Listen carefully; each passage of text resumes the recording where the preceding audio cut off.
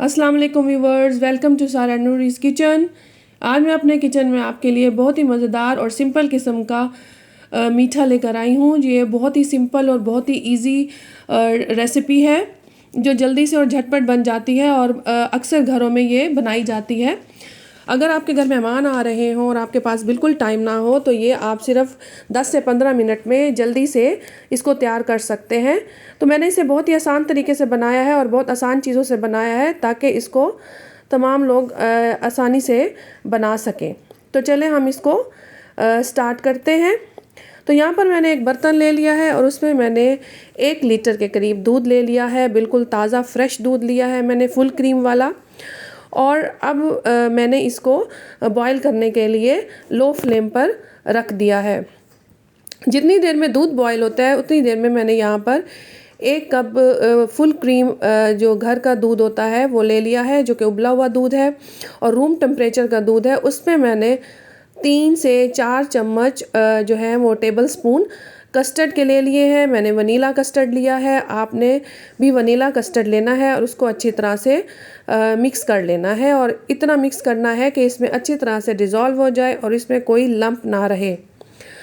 तो जब हमारा कस्टर्ड मिक्स हो जाएगा तो यहाँ पर जो मैंने दूध बॉईल करने के लिए रखा था वो दूध अच्छी तरह से बॉईल हो चुका है। व्यूअर्स, आपने दूध को ज़रूर बॉईल करना है कस्टर्ड बनाने से पहले।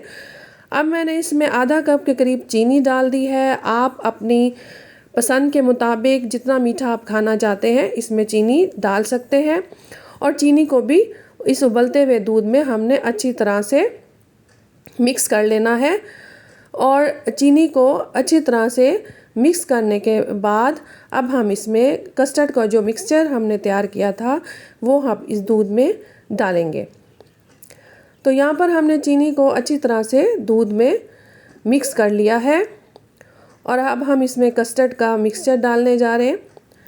मैंने यहाँ पर वनीला कस्टर्ड लिया है जो कि मैंने 1 कप दूध में 3 टेबल स्पून भर के डाले थे और मिक्स किया था। अब इस बॉयल होते हुए दूध में हमने आंच हल्की कर देनी है, इसको स्लो कर देना है और इसमें हमने जो मिक्सचर है वो डालना है और इसको आहिस्ता आहिस्ता से डालना है और मुसलसल चम्मच भी चलाते रहना है। तो अब हमने इसको उस वक्त तक पकाना है जब तक ये थिक ना हो जाए और इसके बाद हमने एक तरफ ठंडा होने रख देना है। अब हम जेली बनाएंगे। जेली बनाने के लिए मैंने एक बर्तन में 1 कप बॉयल वाटर लिया है, यानी उबलता हुआ पानी मैंने लिया है और उसको बर्तन में डाला है और यहाँ पर मैंने 1 पैकेट बनाना जेली का लिया है। आप अपनी मर्ज़ी से भी कोई सी भी जेली ले सकते हैं और चाहे तो 2 से 3 कलर जेली के भी ले सकते हैं। मैंने यहाँ पे सिर्फ 1 जेली इस्तेमाल की है। अब इसको भी हम मिक्स करके अच्छी तरह से ठंडा होने रख देंगे। यहाँ पर मैंने एक टी केक ले लिया है और उसको मैंने क्यूब्स की शक्ल में कट कर लिया है। आप इसको स्लाइसेस में भी कट कर सकते हैं, यह आपकी अपनी चॉइस है। मैंने क्यूब्स की सूरत में इसको कट कर लिया है। अब हम एक बोल लेंगे। अब हम इसमें तमाम चीज़ों को असम्बल करेंगे। यहाँ पर मैंने केक के क्यूब्स डाल दिए हैं। उसके बाद फ्रूट्स में मैंने यहाँ पे बनाना लिया है और एप्पल लिए हैं। मैंने 2 सेब लेकर उनको क्यूब्स की शक्ल में काट लिया है, वो इसमें डाल दिए हैं।